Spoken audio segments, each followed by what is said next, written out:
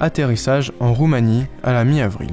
Sur le trajet, nous avançons dans le pays et les différences sociales se révèlent à nous. Des charrettes tirées par des chevaux croisent de gros 4x4. Des bidonvilles côtoient des immeubles et des villas flambant neuves. Nous apprenons que le pays a eu du mal à se relever après la fin du règne de Ceausescu. En 1989, la chute du mur entraîne la dislocation du bloc communiste. Notre stage en Roumanie est une opportunité de découvrir la réalité de ce pays 30 ans après. Il garde encore les traces de la fin du communisme. En 2007, leur entrée en Europe donne à ce pays un nouveau souffle. Ils attirent des capitaux étrangers, des usines s'installent, le tourisme se développe. Dans le domaine agricole, des investisseurs se lancent le défi de s'y installer au risque de ne pas toujours être bien vus par les habitants. À Fagarache, 2 agriculteurs français rachètent des terres en 2009. Ils croient dans le potentiel de ce pays et veulent tenter l'aventure. Laurent Martel se joint à eux, et depuis, l'exploitation Agrofag ne cesse d'évoluer. Elle atteint aujourd'hui 750 hectares, avec pour objectif 1000 hectares. J'y passe mes 5 mois de stage. Léo et Florian prennent contact avec Maximilian, un investisseur allemand qui a une ferme au cœur des Carpates dans un village très pauvre. L'exploitation Richiger a comme objectif d'atteindre rapidement les 6000 hectares sur ces terres en forte pente. Il a débuté il y a 5 ans et aujourd'hui il cultive déjà 2500 hectares avec l'aide de 17 salariés. Il a aussi 2 fermes en Allemagne. En avril, la saison démarre bien. Épandage d'engrais, préparation des terres,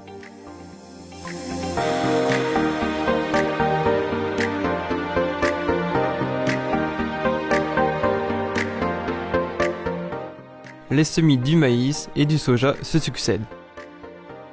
Mais très vite, de grandes quantités de pluie tombent, ce qui interrompt le travail pendant de longues semaines. Même scénario pour Florian et Léo. De fortes pluies atteignent jusqu'à 45 mm en 30 minutes.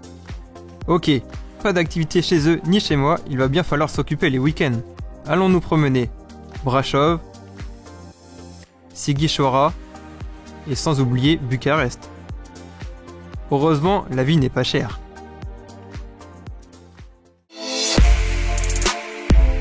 À l'arrivée des beaux jours, beaucoup de pulvérisation sont à faire. De longues journées bien matinales débutent.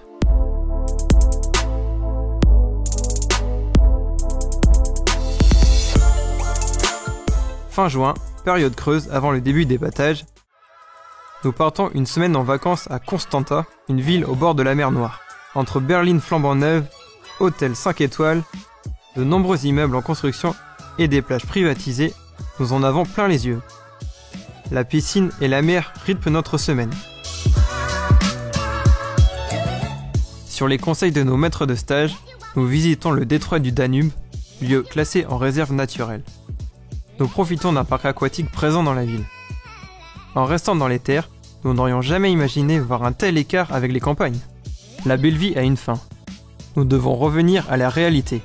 Et c'est parti pour 2 mois de moisson. Un petit soufflage du Viltra moteur avant de démarrer et c'est parti.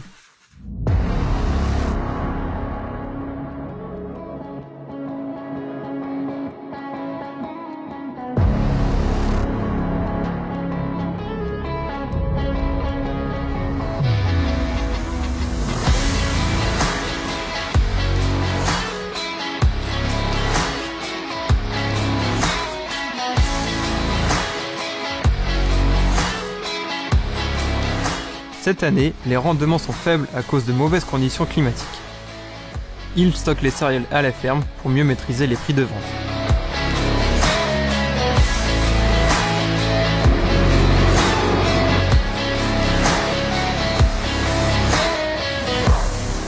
Cette année, la paille est pressée pour être revendue. D'où des fous rires et des situations cocasses lors du ramassage. Alors aujourd'hui, petit tuto, comment ramasser des bottes de paille très rapidement en montagne. Donne un petit coup, la botte va rejoindre le camion en bas de la montagne. C'est très simple et efficace. Et voilà, elle est partie, rejoindre le camion. À la fin des moissons, il faut préparer les terres pour semer les colzas et les couverts végétaux. Mais nous n'avons pas encore tout vu. Grâce au contact de Maximilian, nous prenons la route de Brăila pour découvrir durant 3 jours la plus grosse exploitation d'Europe, Agricos.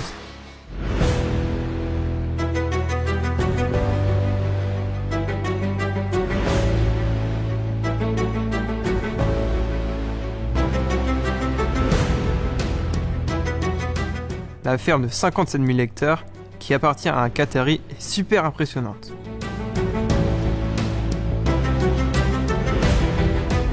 En voyant une entreprise de telle envergure, nous comprenons qu'en Roumanie, les contrastes sont très présents.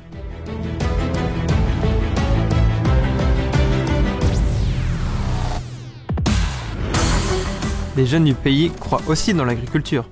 C'est le cas de Florine et Alina Popa, un jeune couple qui en 2007 s'installe en partant de rien sur 100 hectares. Grâce à la maison de l'île-et-Vilaine de Sibiu, Alexandre est mis en relation avec eux. Leur ferme se situe à Medias, au centre de la Roumanie, tout près de Sibiu. Ils créent un élevage de poules pondeuses et une fabrique d'aliments à la ferme. Ils cultivent du maïs et du tournesol. Ces céréales sont consommées par leurs volailles ou transformées en aliments. Aujourd'hui, une quinzaine de salariés travaillent pour eux. Leur production est vendue dans leurs magasins qui ne cessent d'évoluer. Ils vendent aussi des produits phytosanitaires et du matériel d'élevage. Alexandre retient une agriculture en pleine mutation, l'amicalité des gens et l'envie d'Alina et Florine de développer encore d'autres projets. Of all, it was our passion for animals and agriculture to contribute to the local development. We sell our products, yes, through our own stories on the local market, and we want to satisfy this demand, but with the same quality. We hope that in the future we grow more, and this is our target, yes. Alexandre découvre aussi d'autres facettes de ce pays. Sibiu, sa cité médiévale et ses églises, l'immense mine de sel de Tourda exploitée jusqu'en 1932. Le parc naturel d'Umbrava Sibiuliu. Aujourd'hui, les inégalités sont bien présentes à tout point de vue, et l'écart continue de se creuser entre les classes sociales. Nous avons rencontré des gens qui croient en l'agriculture et œuvrent pour son développement.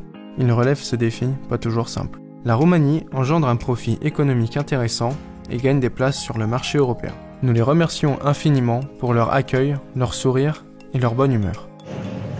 Et YouTube